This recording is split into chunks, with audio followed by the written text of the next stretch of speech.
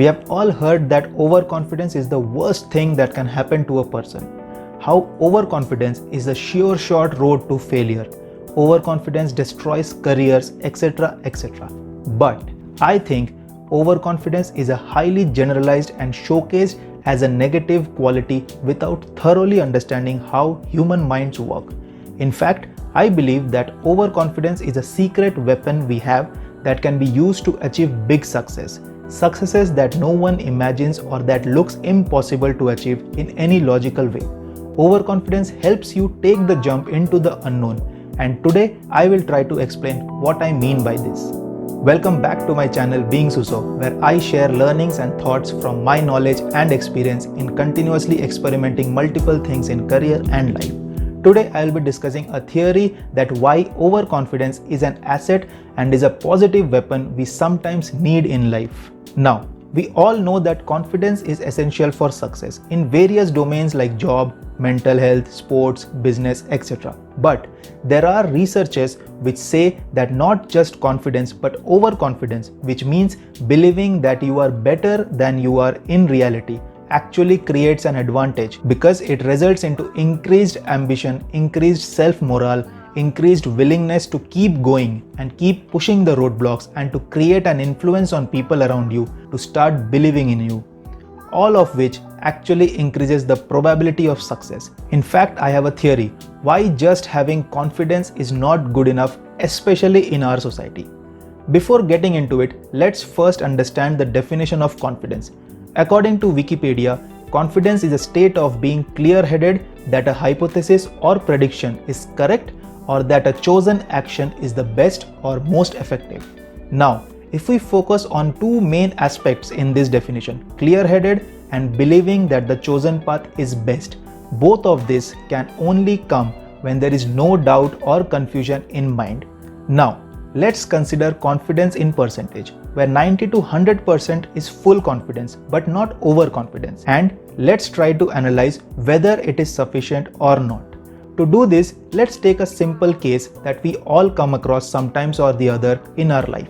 Starting your own company, a startup, or quitting your job to start your own practice. In fact, doing something different in life that's not the usual way of life. Now, we all know that confidence or believing in yourself is a key element in any of such journeys. But there are three levels of confidence killers that come in way once you are in this journey. And to sustain your journey, you need to not only overcome these confidence killers but also continuously stay ahead of them month after month, as we all know that it takes time to build and grow whatever you want to achieve. Let's see these confidence killers one by one. Starting with confidence killer level 1, self-doubt.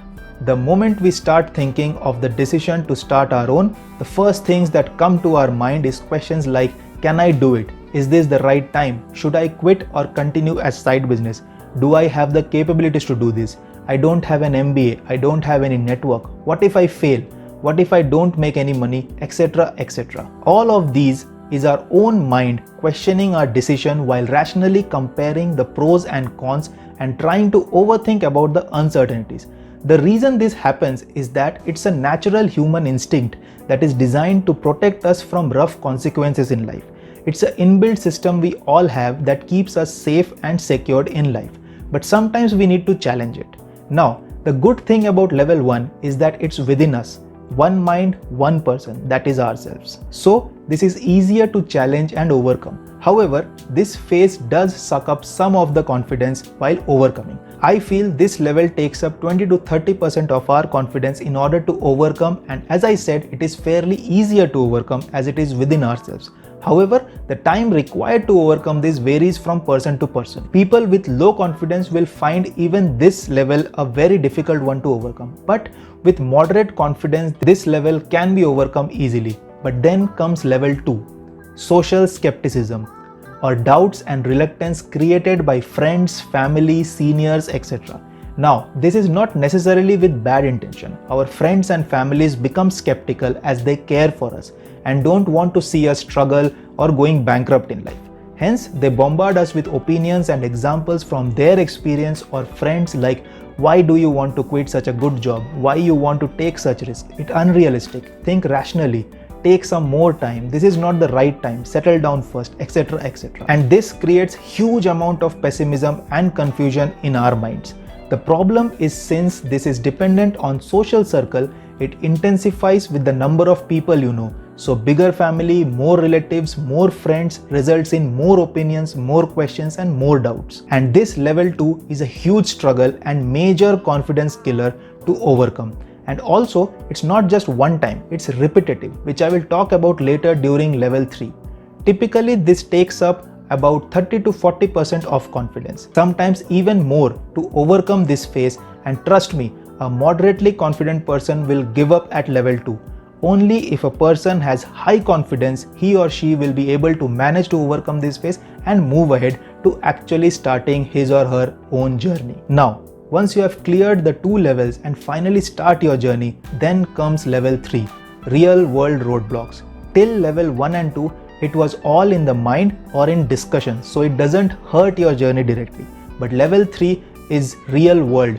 Once you have just started your journey, this is when reality hits hard and you face multiple challenges. Everyone starts with certain assumptions, expectations and plans, but more than often these plans fail in initial few months. Many challenges like getting your product made or finding clients, finding partners or people not willing to pay, etc. comes up, and these become major roadblocks and start to break your confidence. Even worse than these are situations which are beyond your control. For example, the pandemic, which resulted in a lockdown of over 100 days.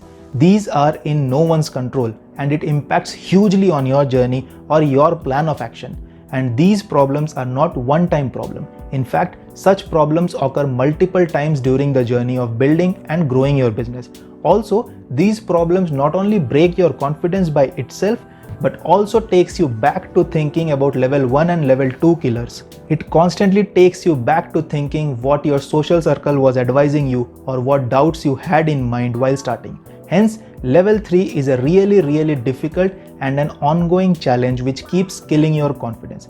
I feel this level takes up around 40 to 50% confidence due to its repetitive and hard-hitting nature. Now, when we add up these 3 levels of confidence killers, as you can see, it adds up to become around 120% of confidence killing. And as discussed in the beginning, if 90 to 100% is considered full confidence, then as you can see, it falls back by 20 to 30%. That means the confidence killers percentage is much more than confidence percentage. And going back to the definition of confidence, that is being clear-headed and to believe that a chosen path of action is correct, you need to overcome these confidence killers first to get confidence to move ahead. Only when a person's confidence level is upwards of 150%, you are able to overcome these killers and you are left with some confidence to move forward and start your journey. In fact, what I have seen in my experience and in my circle who are in their own journey is that it takes at least 170 to 200% confidence, or you can say almost double confidence, to successfully sustain and grow their journey year on year. And this kind of confidence level is often seen as overconfidence by people who don't understand how confidence works. And trust me, most people don't understand how the human mind works, hence don't understand how extremely high confidence is a powerful tool to achieve what looks like impossible to achieve by any logical way. But like all theories, this overconfidence theory is also open to interpretation and debate. I hope you found this insightful and thought-provoking, and let me know if you agree or disagree to this theory. And in case you disagree, let me leave you with a question. If you dream of jumping in the middle of ocean and want to experience how it feels to swim with the whales and sharks, do you think just having confidence in your swimming is enough to do it? Let me know what you think about it.